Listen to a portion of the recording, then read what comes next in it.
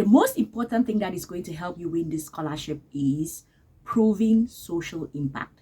Two things are important: relevance plus volunteerism. That is going to give you a standout profile. So let's talk about the relevance. Relevance here, DAAD loves NGO and volunteering experience. And if you worked for free to help other community members, highlight it. It is the ultimate proof of your commitment to good governance. And also volunteerism. Don't just submit a generic employment contract. Ask your employer to explicitly state your public policy relevant duties in that reference letter. And what is that going to do for you? It's going to curate and it's not going to clutter. If you have 5 years of experience, only provide deep documentary proof of the most highly relevant 1 or 2 years to keep your PDF clean and focused. So let's start by having a conversation about your background. Do you have any volunteering background? Have you ever done work for free? Y'all let me know in the comment section. If you have any volunteering background, what did you do? Where did you do it? And I want you all to not think about volunteering as this kind of a standard thing that was organized. It can be just some kind of voluntary thing that you did, cleaning your streets, taking care of certain things that you had to take. Like, it does not have to be this huge grand thing. Just think about the things around you that you had done in order to serve your community. All of that counts as volunteering, okay? So let me know in the comment section, what have you done to volunteer in your community? Okay, think about it very well. Now let's do some house cleaning. Where are the baseline rules here? Step 1, you do not apply directly to the DAAD when you're applying for the scholarship. Step 2, you have to apply directly to the participating master's program, okay? And then step 3, submit your application package to maximum of 2 universities. The rule here is that rule 2 is absolute. Applying to 3 or more of the 7 eligible master's courses will result in immediate disqualification. So y'all let me know. In the previous video, I spoke about the 2 routes that you can take in order to apply for this particular scholarship. Just DAAD as a whole, either the EPOS or the Helmut Schmidt. Have you all made up your mind that you are going to apply for this Helmut Schmidt scholarship?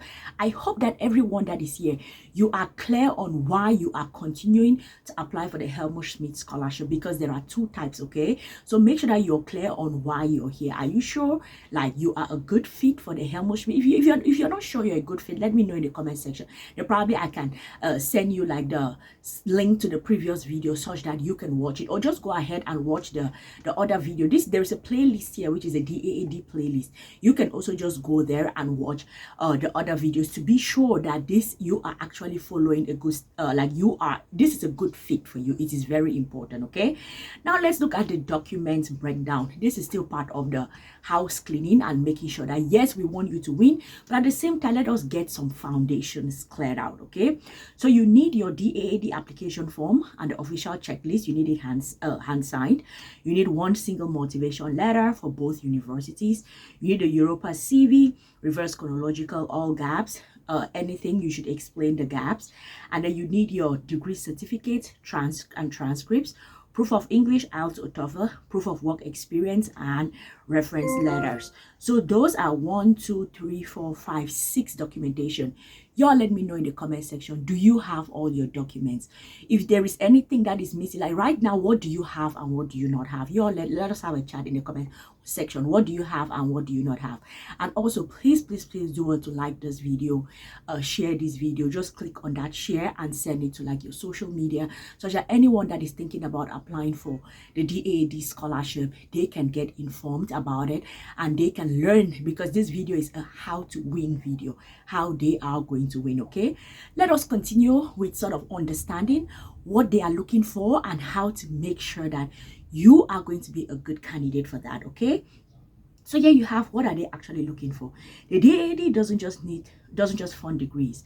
They fund future leaders who will promote democracy and social justice in the global south. Okay, so how will we're going to break down the winning strategy. We already spoke about one, we'll continue breaking it down, but just generally, how are they looking at it? The winning scholar has social impact, that is commitment to community and good governance. The winning scholar has a professional drive, like at least 1 year work experience, and the winning scholar has academic excellence, that is top 30% degrees, relevant background.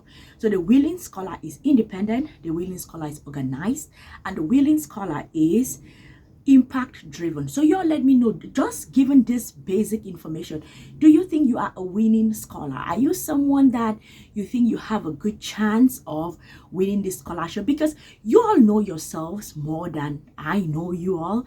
You can start having a conversation with yourself like, am I this, am I that? So you all let me know, do you think you're a good enough candidate for this scholarship? There are tons of other scholarships. My database has about 900 plus scholarships, and I update them with brand new scholarships every week. So it is okay if this is not a scholarship for you. If you sign up to the database, you are going to be able to apply for others. It doesn't, if you are not a good fit for this, that's fine. There are so many other scholarships that you all can apply to. Okay, now let's talk about the strategy. Let's continue with the strategies on how you are going to win. Number one, extreme organization.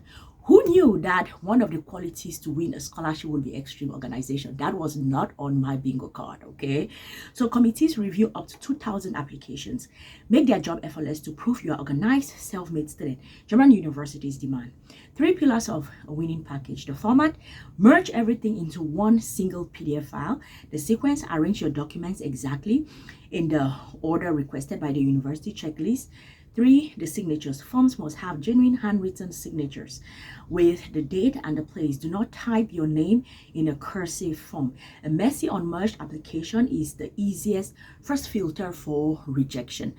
And something that I was speaking about, because I did another video on the EPOS scholarship and how to win that, and I was asking y'all to let me know in the comment section, what do you use to merge your files, your PDFs? And all of you recommended I love PDF, and I will have been using it the whole week, and it's amazing. And I was like, oh my goodness, it's crazy that I had never bumped into this website before. So first of all, thank you all so much for letting me know that I love PDF is like an amazing tool that you can merge PDFs for free.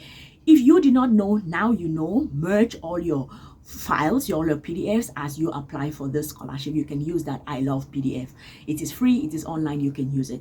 I hope if they are going to work with people who create content creators, they should sponsor this video. Like I love PDF people, y'all should, if y'all are going to be charging for this, y'all should sponsor this, or any other services that are in the space working with students. Y'all should definitely sponsor this content. Okay, all right, let us look at another strategy that you're going to win. Align with the university's DNA. So applicants make a mistake. They choose based on location. For example, I want to live in Berlin, or just general prestige, generic application. A winning profile is choose based on the course modules, and that results to a highly targeted narrative.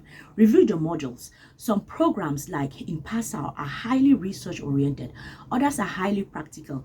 Match your career goals directly to the unique curriculum of your first and second choices. I don't think that is very, very difficult to do. I think that it just makes sense. Like, it is logical. Do not choose based off of cities that you want to live in. Choose based off how much of a good fit is that program to your career goals, and what do you want to do with it. So y'all let me know in the comment section. There are participating universities for this particular scholarship. Which ones are you looking at, and probably why? Because here they're talking about don't just choose like there should be a reason why you're choosing that university, right? So which participating universities have you chosen, and why are you choosing those universities? Y'all let me know in the comment section. Okay, now let us look at another strategy through which you are going to win. If you get it, you get it. The motivation letter. So they actually focus strictly on 2 pages. It must include the date of issue. The golden rule here is you must submit the exact same letter to both your first and second choice universities. Do not write 2 different letters. The requirement inside this single letter, you must explicitly rank your choices, choice 1, choice 2, and justify academic reasons for this specific ranking. This is very logical, and it also goes to explain the reason why they are talking about do not choose universities based off of it being a good fit for what you want to study. Because if you choose based off of, let's say it's a research oriented university, you need to, if you want to get to do research work, it makes sense to choose two research oriented universities, right? You cannot choose based off of locations, because how do you write one motivation letter for both? It has to be two research universities, or maybe two universities that offer a particular major that you're interested in, such that that one motivation letter that you write can go for both universities and they will be a perfect fit. Okay, let's look at another strategy that you are going to use to win, and this is your letter, the letter anatomy. Okay, so how are you going to write this letter? Number one, the hook. Skip the CV recap. Don't start with I'm applying for. Start with a specific social policy issue in your home country you are driven to solve. So y'all let me know in the comment section, what is the problem you want to solve in your home country if you are granted this scholarship? Y'all let me know. And then have the evidence. Show, don't tell. Connect your past grassroots or professional experience directly to the skills you will learn in the master's modules. Very important. The ranking justify the choices. Clearly explain why University A is your first choice over University B based on academic content, e.g. research focus, practical focus, not city location. Just what we were talking about earlier. The context, why Germany. Briefly explain why the German approach to governance or technology inspires your specific career goals. At the end of the day, this is an academic scholarship. Of course, they are trying to promote people that have already been in the field working. But why German universities? You could have applied to Japan, you could have applied to the US. What is it specific about Germany that you think it's a good place for you to go do your studies? You have to justify that. Do you all have an answer for that? You all can tell me your answers in the comment section, and I can give you all feedback on what I think is working and what I think is not working. Okay, let's look at another thing that is important. Work experience. So they are looking for the baseline here, minimum 12 months, right? The rules. You need a minimum of 1 full year of relevant professional work experience. Multiple short stints, e.g. 2 6-month internship can be combined to meet the requirement. That's good. That flexibility is good. Can be paid employment or unpaid internships or volunteer work. That is really good. The proof must be verified with official letters on the company letterhead, stamps, handwritten, signed, detailing exact dates, hours per week, and your specific duties. At the end of the day, they really just want to make sure that you have been working. And I think 1 year work experience is not very strict, it's not very shabby. So you all let me know in the comment section, how many years of work experience do you have? And the good thing with this is, it's not like they say 1 year minimum, but they've not given a maximum. So what that tells you is people who always worry about age, like, oh my goodness, like maybe I am this number of years old, so I cannot apply for the scholarship. We do not see them saying anything about age here, right? Or maybe there's a specific number of work experience. They have a baseline, but at least no matter how many more years work experience you have, you can apply for this, which I think is a pretty flexible way comparing to other fully funded scholarships, right? All right, let's continue to looking at how you are going to win. This is a video that I want you all to win. Okay, strategy to win: the German editorial style. The things that you should not do: flowery, overly emotional language, using thesaurus to find big vocabulary to sound smart, writing a charity case, please don't do it. Just summarizing what is already on your CV, please don't do it. In order to win, you have to be clear, simple, and factual English, direct sentences, and logical projection, like progression.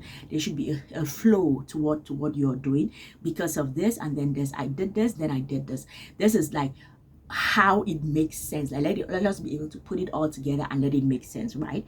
Focus on what you will contribute and how the degree bridges your skills gap. That is very important. What do you want to do with it? It's important. Reviewers have roughly 3 minutes per letter. Clarity beats complexity every single time. Oh my goodness, 3 minutes is such a short time, but also you can understand it, given that they said that they receive minimum about 2,000 applications. So if they are working with about 2,000 applications, you can already start seeing why, oh my goodness, the chance that how many minutes will they spend on each applicant before they just toss your application to the trash, right? So please take time and write this carefully. Now, what is your checklist that you need to have? Number one, fit. Did you explicitly connect your career goals to the unique course modules of your first and second choices? Have you done it? Have you done it? Y'all let me know in the comment section. Two, the letter. Is your single motivation letter under 2 pages, clearly ranked, factual, and free of flowery language and CV repetition? Are you? How are you doing on that? And then the proof. Are your work experience letters and forms in official letterheads with work in signatures and stamps? Do you have those company overhead cover letters and stamps and signatures? Do you have it? Do you have it? Very important. And then the package. Is everything merged into one single perfectly ordered PDF under 10 megabytes? Do you have it? Do you have it? I said already that you can use I love PDF in order to merge all your documents. I hope that this was helpful. Good luck with your applications. I'm going to continue doing videos about the DAAD scholarship.